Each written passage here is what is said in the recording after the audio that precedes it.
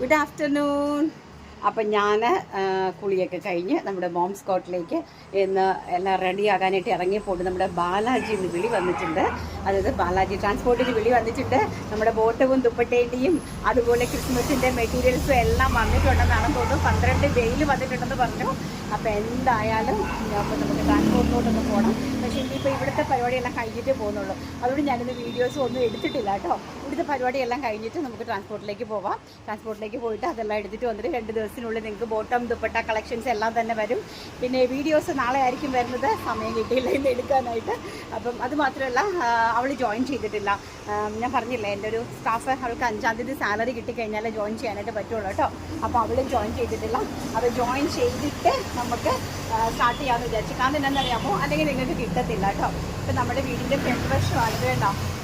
ഇതാണ് നമ്മുടെ വീടിൻ്റെ ഫ്രണ്ട് വശം. അപ്പോൾ ഞാൻ ഇതാണ്ട് നല്ല നൈറ്റി കളക്ഷനൊക്കെ വന്നിട്ടുണ്ട്. അപ്പോൾ ഞാനൊരു നൈറ്റി സാമ്പിൾ അടിച്ചു കൊടുത്തപ്പോൾ ഇട്ട് നോക്കി കൊള്ളാമോ. നമ്മുടെ ബത്തിക് പ്രിൻറ്റിന് നൈറ്റി ഇല്ലേ, ഫ്രോക്ക് നൈറ്റി. അപ്പോൾ അതിൽ ഞാൻ മറ്റേ നമ്മുടെ ഫ്രണ്ടിലേക്ക് അതൊക്കെ കെട്ടിയിട്ടുണ്ട്. എന്ന് വെച്ചാൽ ഇത് അഴുക്കാവാണ്ടിരിക്കാൻ വേണ്ടിയിട്ട്. അങ്ങനെ ഞങ്ങൾ തിരിയൊക്കെ കത്തിച്ച് സ്റ്റാർട്ട് ചെയ്തിട്ടുണ്ട്. VRS മോം സ്കൗട്ട് സ്റ്റാർട്ട് ചെയ്തിട്ടുണ്ട്. അപ്പം ചെറിയ ചെറിയ കലാപരിപാടികളൊക്കെ ഞാനിങ്ങനെ ഇൻസൈഡിലുള്ള ആൾക്കാരെ അട്രാക്റ്റ് ചെയ്യാൻ വേണ്ടിയിട്ട് ഒട്ടിച്ചിട്ടുണ്ട് കേട്ടോ. അതൊക്കെ എൻ്റെ ഒരു ചെറിയ ഒരു കലാപരിപാടികളാണ്. അതൊക്കെ ഞാനിങ്ങനെ നമ്മുടെ മോം സ്കൗട്ടിനകത്ത് ഇങ്ങനെ ഒട്ടിച്ച് വെച്ചിട്ടുണ്ട്. ആൾക്കാർക്കൊക്കെ ഭയങ്കര ഇഷ്ടമാണ്. വന്നിട്ട് എല്ലാവരും ഇങ്ങനെ വായിക്കും. എന്നോട് ചോദിക്കും ഇതൊക്കെ ആരുടെ ക്രിയേഷനാണെന്ന് ചോദിക്കും. അപ്പം ഞാനാണെന്ന് പറയുമ്പോഴത്തേക്കും ഭയങ്കര ആണോ മിടുക്കി എന്നൊക്കെ പറയാറുണ്ട്. കേൾക്കാനൊക്കെ എല്ലാവർക്കും ഭയങ്കര ഇഷ്ടമാണ്.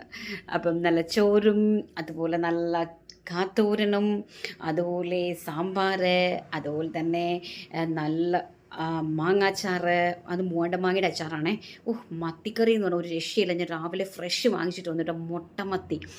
മുട്ടമത്തിയാണേ, അടിപൊളി. അത് കറി വെച്ച് അങ്ങോട്ട് പിന്നെ പൊരിച്ചു, പിന്നെ സാലഡ് ഉണ്ടാക്കി, പിന്നെ പപ്പടം ഉണ്ടാക്കി, എല്ലാം കൂടെ വെച്ചിട്ട് നല്ല അടിപൊളി ഒരു